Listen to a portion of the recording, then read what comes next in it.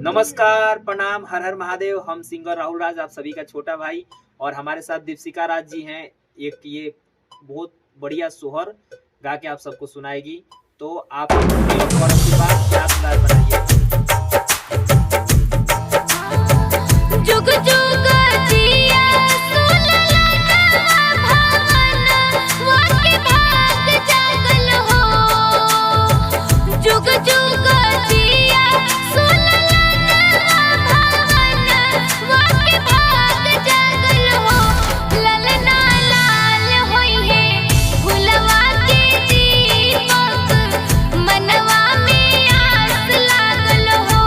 ललना लाल होई है फुलवा के दीपक, मनवा में आस लागल हो।